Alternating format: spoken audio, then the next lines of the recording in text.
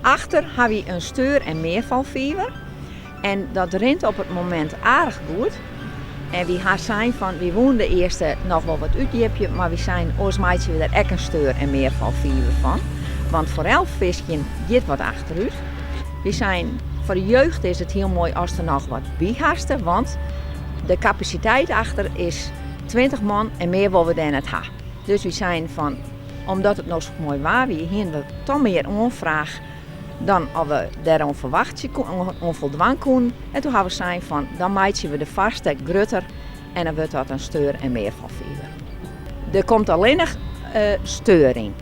Meerval houden we in de achterste met de steur, dus dat wordt de combinatievever en dat komt in deze eerste alleen nog steur.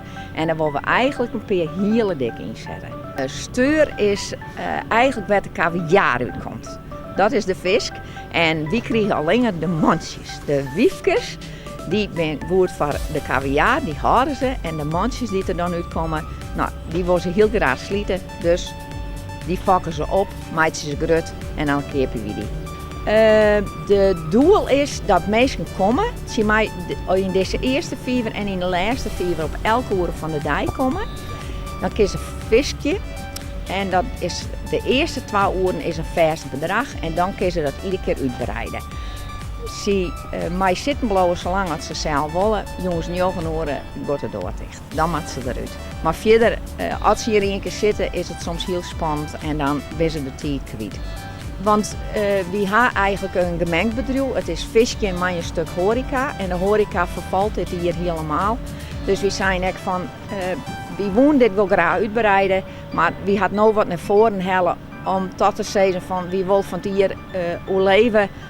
In de zin van, dat moet dus net nekken. Dus we zijn van, dan doen we dat erbij. Want we hebben vernomen dat mensen visje willen in deze tijd. Want ze willen er even uit en dat ken je.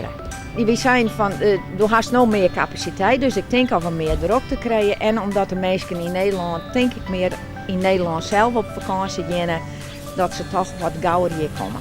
Voor de forel, die mensen die komen om voor hunzelf te rekenen of lekker te eten.